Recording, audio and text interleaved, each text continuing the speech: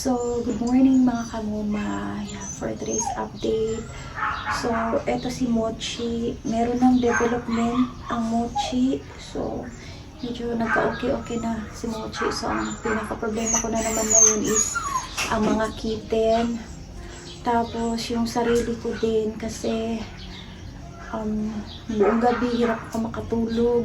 So, tapos nagpapalpitate din ang mama nyo. Tapos eto. So, sobrang pangat din ng ano ko. Sobrang pangat din ng buong katawan ko. Pati na rin dito sa mukha ko. Nagkaroon na din ng ng allergies. So, yan. And, dapat kasi nung time na nanghihina ako, tapos gusto ko rin sanang magpa-confine, kaso hindi nga ako pwede magpa-confine dahil hindi ko nga pwede maiwan itong mga alaga ko dahil halos lahat sila ay merong karamdaman.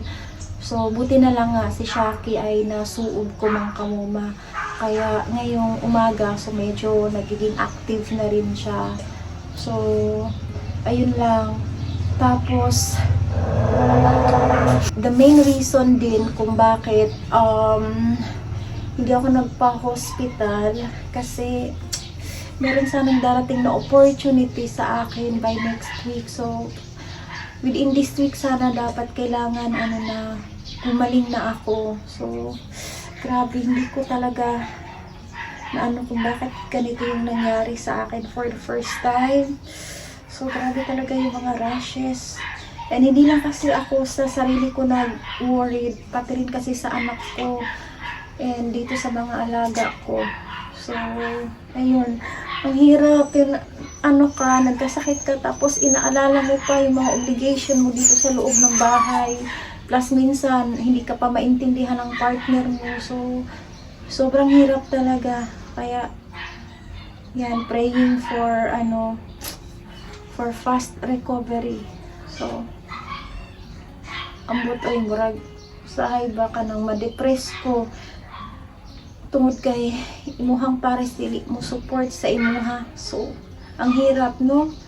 Pero kapag sila yung may karamdaman ba, grabe yung support mo, hindi mo pinapabayaan. Pero pag ikaw, wala lang. Baliwala ka lang.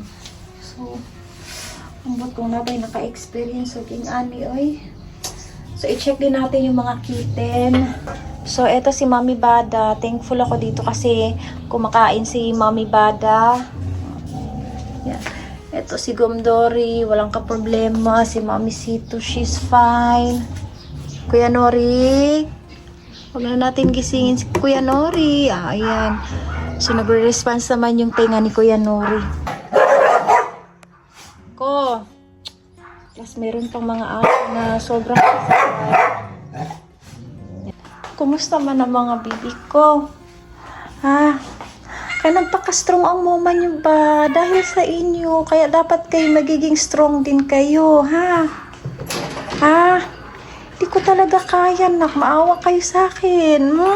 Talagang madedepress ang mama. Kaya kailangan gumaling din kaagad kayo. Medyo nangihina na rin ang mama niyo. Pareho na tayo. Kailangan niyo magiging strong. Umbong? Thank you, Active Bombom. Dali. Baby. Ito din kasi sinisipon din. Pero makarry pa naman to sa kanila. So, ito lang talaga. Ano man, Maki. Buti na lang din si Shaki naka-recover ka agad. Saan si Tita Miyong? Andyan ka na naman sa may sapatos. Ayan, lumalabas na rin yung sipon mo. At least medyo nakahinga-hinga ka na, no? Eto, nasuob din to si Tita Miyong Maghahanap pa ako ng oregano. Uy, naku. Nakalaoy yung taon. Ano man.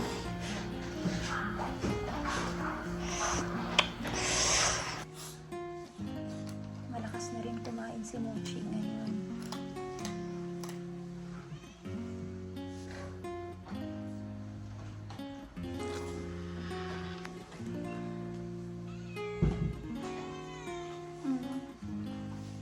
Pagaling kayo. Pagaling kayo. Pagaling tayo, okay? Ha? Pagaling tayo, ha? Okay.